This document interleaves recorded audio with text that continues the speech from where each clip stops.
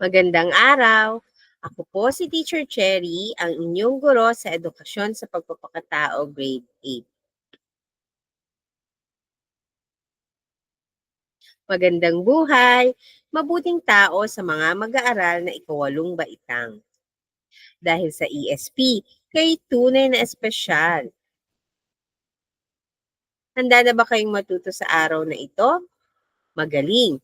Dahil ang paksa natin sa araw na ito ay ang pagiging mapagpasalamat sa Diyos sa tulong ng pamilya at kapwa.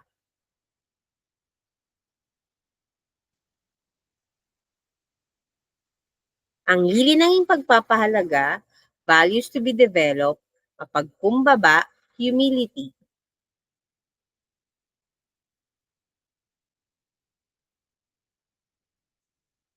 Narito ang mga kasanayang at layuning pangpagkatuto. Na isa sa buhay ang pagiging mapagkumbaba sa pamamagitan ng paggawa ng kabutihan sa kapwa bilang indikasyon ng pasasalamat sa Diyos. Nakapagpapahayag ng mga paraan ng pagsasalamat sa Diyos mula sa natutuhan sa pamilya at kapwa. Naipaliliwanag na ang pagiging mapagpasalamat sa Diyos sa tulong ng pamilya at kapwa ay pagkilala sa biyayang tinatamasa. Nailalapat ang mga paraan ng pasasalamat sa Diyos na natutuhan mula sa pamilya at kapwa.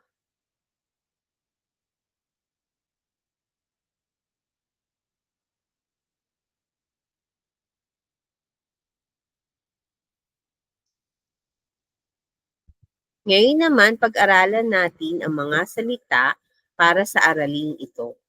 Mapagkumbaba, nangangahulugan ng kababaang loob. Mapagpasalamat, ang pagpapasalamat ay gawi ng isang taong mapagpasalamat. Ang pagiging handa sa pagpapamalas ng pagpapahalaga sa taong gumagawa sa kanya ng kabutihang loob. Ito rin ay ang pagkakaroon ng masigla at magiliw na pakiramdam tungo sa taong gumawa ng kabutihan. Kabutihan, ang kalidad ng pagiging mabait, mapagbigay, o nakatutulong sa iba na may positibo.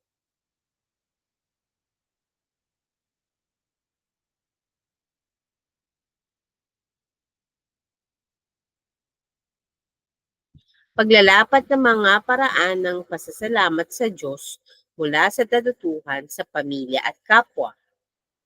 Ang taong mahirap kadalas ay tinatalikuran, ngunit ang mayaman ay maraming kaibigan. Mga Kawikaan 14 verses 20 to 22. Marahil, isa ito sa mga dahilan kung bakit maraming tao ang ipinagmamalaki ang mga biyayang kanilang natatanggap. Ngunit, ang ilan sa mga ito ay kanilang nagagamit para magkamit ng kapangyarihan o impluensya at katanyagan na magpapakilala sa kanila sa lipunan.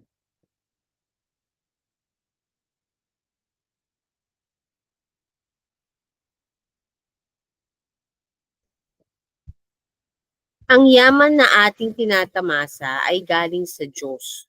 Oo, tayo ay nagsikap upang magkaroon ng magandang buhay, ngunit laging tandaan na ang buhay, katalinuhan, talento, at kalakasan mo na siyang naging instrumento upang magtagumpay ay mga biyayang galing sa Diyos. Kailanman ay hindi natin dapat ipagmayabang ang biyayang ating natatanggap mula sa Diyos. Bagkus, ito ay gamitin natin upang maibahagi ang kanyang kabutihan sa iba. Halimbawa nito ay ang pagbibigay ng tulong sa mga mahihirap at nangangailangan. Manatili tayong mapagpasalamat at mapagkumbaba sa kabila ng mga tagumpay na naaabot natin sa buhay.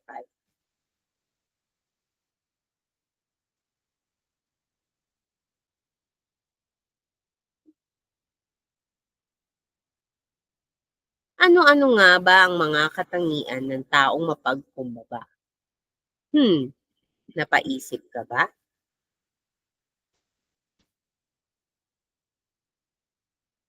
Ang taong mapagkumbaba ay mahaba ang pasensya, madaling magpatawad, hindi mapangmata o mapanlait sa kapwa, hindi ipinagmamayabang ang kanyang yaman katulad ng pera, magarang bahay, kotse, gamit at iba pa. Bagkus, tahimik na ibinabahagi kung ano ang meron siya, marunong tumanggap ng pagkakamali at masunurin sa Diyos. Marunong siyang magpasalamat kahit sa simpleng bagay na kanyang natatanggap.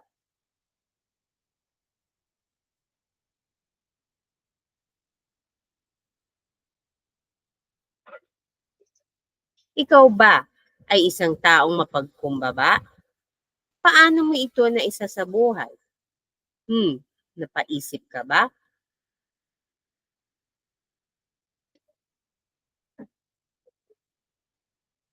Ang pagiging mapagkumbaba din ang isang dahilan kung bakit tayo natututong magpasalamat sa Diyos at sa mga taong nagbibigay sa atin ng tulong. Kadalasan, ang paraan ng ating pasasalamat sa Diyos ay nagmula sa ating pamilya. Kung ano ang nakikita natin sa ating pamilya, iyon din ang ating ginagawa. Maaari rin naman na mula ito sa mga nasaksihan natin sa lipunang kinabibilangan. Mahalaga na magpasalamat sa Diyos sa mga biyayang patuloy na ibinibigay sa atin sa bawat araw. May mga bagong pagkakataon tayong magpasalamat para sa lahat ng ating tinatamasa.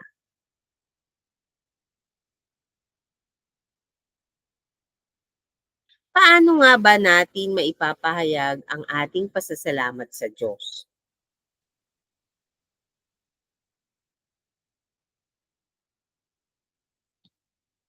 Narito ang ilang mga paraan kung paano natin maaaring gawin ito. Mga paraan ng pasasalamat sa Diyos sa mga biyayang natatanggap ng pamilya. Una, panalangin.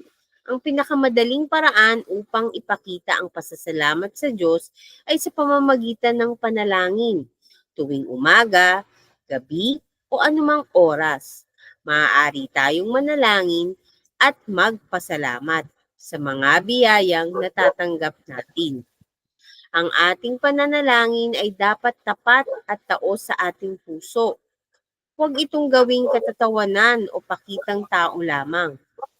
Gawin itong seryosong pakikipag-usap sa Diyos na siyang tunay na nagmamahal at kumakalinga sa atin.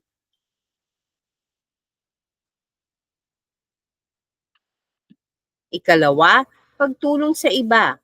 Isa pang paraan ng pasasalamat ay ang pagtulong sa iba. Kapag tayo ay nagbibigay ng tulong sa mga nangangailangan, ito ay isang paraan ng pagpapasalamat sa Diyos sa pamamagitan ng pag-aabot ng tulong at pagmamalasakit sa ibang tao. Ang tunay na esensya ng pagtulong ay ang pagmamahal. Mahal mo ang kapwa mo, kaya ikaw ay bukas sa pagtulong sa kanya. Ang pagtulong na ito ay hindi dapat maghintay ng anumang kapalit o bayad mula sa pinagbigyan nito. Wala ring edad ang pagtulong. Kahit bata ay maaaring makapag-abot ng tulong dahil ang pagtulong ay hindi lamang sa aspekto ng material o pinansyal. Ito ay maaaring nasa anyo ng pagbibigay ng oras, pakikinig, pakikilahok, at pagbibigay ng saya.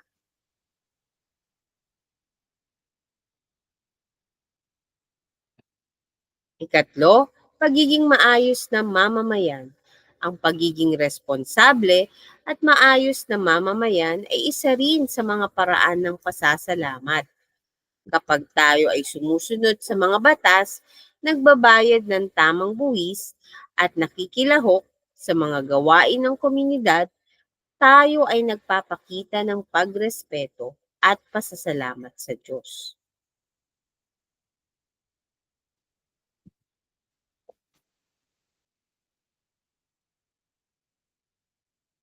Ikaapat, pag-aalaga sa kalikasan. Ang kalikasan ay isa sa mga malalaking biyaya ibinigay sa atin ng Diyos. Ang pag-aalaga sa kalikasan at pagiging responsable sa paggamit ng mga likas na yaman ay isang paraan ng pasasalamat sa pamamagitan ng pagsasagawa ng mga eco-friendly na hakbang. Nagpapakita tayo ng pagpapahalaga sa biyayang ito.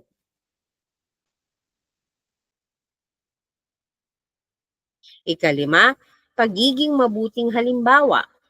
Ang pagiging mabuting halimbawa sa iba ay isa rin sa mga paraan ng pasasalamat sa pamamagitan ng pagpapakita ng mabuting asal, pagiging matulungin, at pagpapakumbaba. Tayo ay nagpapakita ng pasasalamat sa Diyos sa pamamagitan ng pagiging inspirasyon sa iba.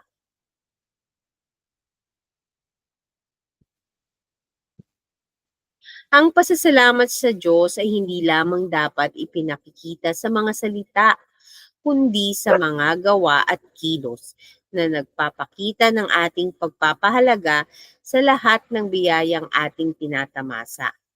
Ang bawat paraan ng pasasalamat ay nagpapakita ng ating pagkilala sa Diyos bilang pinagmumulan ng lahat ng biyaya. Sa bawat araw, may mga pagkakataong tayong magpapasalamat sa Diyos sa pamamagitan ng mga simpleng paraan na ito.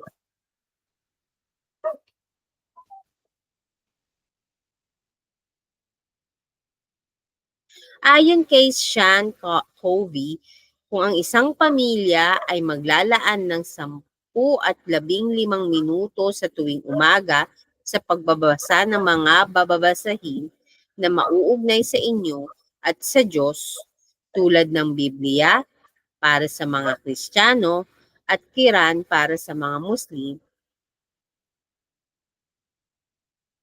o Quran para sa mga Muslim, makatitiyak na ang mga pagpapasyang isasagawa ay mabuti, mas magiging makabuluhan sa pag-iisip, mas magiging mahusay ang pakikitungo sa kapwa, mas magiging maayos ang mga binubuong pananaw, magkakaroon ng sapat na kakayahan na mag-isip muna bago gumawa ng kilos o tumugon sa sitwasyon.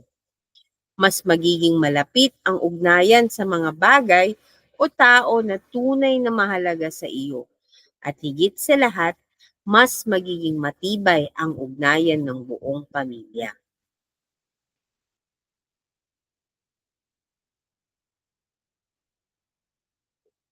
Sa tulong ng pamilya, ang tao ay nagkakaroon ng mabuting ugnayan sa Diyos na makikita sa pamumuhay ng isang tao, sa kanyang pagiging madasalin, mabuti, at mapagpasalamat sa kapwa, lalo't higit sa Diyos.